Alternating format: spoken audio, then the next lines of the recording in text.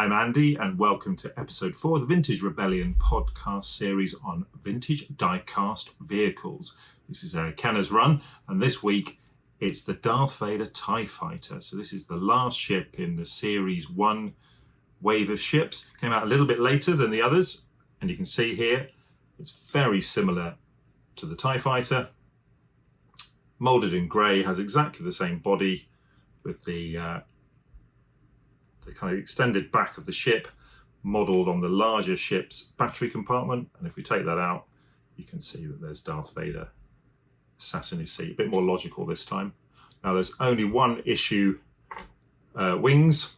So these are the second issue as we saw on the TIE Fighter. So they've got the sprue sticking out from the body, which the wing attaches onto. The TIE Fighter also had that first issue wing with the sprue stuck out from the wing, attached into the body, but they got rid of that fairly quickly.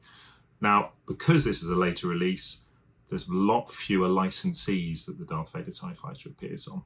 So first up, the standard, all the ships are on Kenner cards, and here we have the 21 back. So there's no 12 back Darth Vader TIE Fighter. It starts on the 21 back, and we can see got the first 12 figures, the next 8, and Boba Fett on the back there. We've got the Jawa in his cloth cape. It's 21 back, so no long play logo on the front.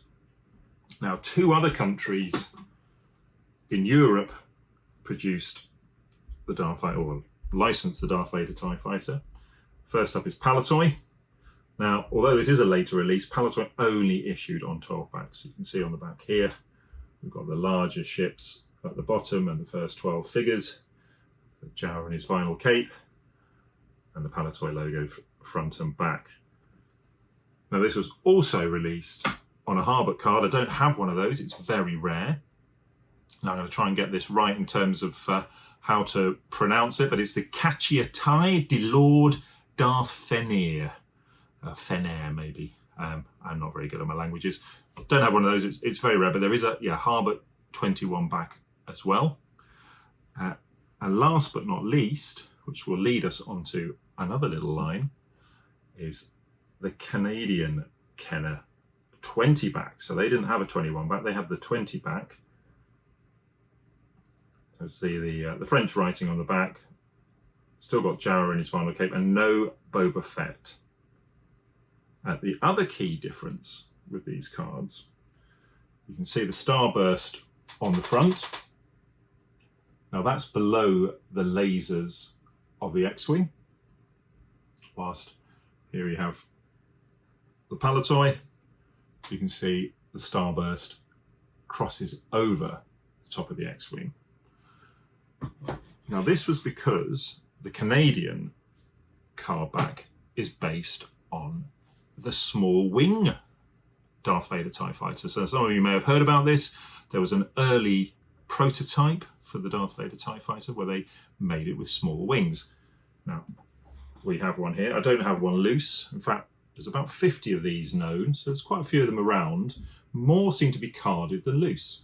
But there we go. That's the small wing TIE Fighter mocked up on a TIE Fighter card back to see how it would look in the bubble. If I put the bigger wing next to it, you can see that there's quite a significant difference. And they're basically on this card, they're just testing out the bubble, seeing how it works. Lovely piece.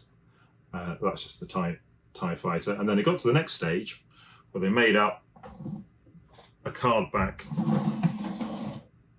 for the small wing Darth Vader TIE Fighter.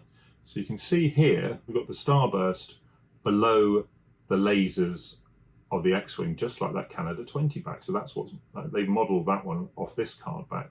And the reason is, you need a much smaller pink square behind the ship with the smaller wings. So everything's dropped down a little bit. When they used the larger wings, they had to move that starburst up to cross into over onto the laser blast coming out of the X-Wing. So that's the key difference there. And then clearly got very close to production, and for some reason decided that maybe these small wings didn't look quite right. We'll scrap that. We'll make the larger wing one, and then off we go.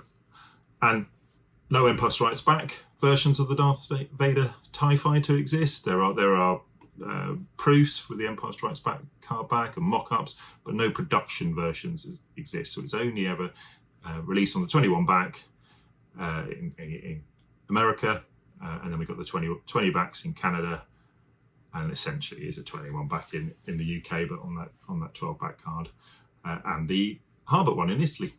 And there we go. Thanks for watching.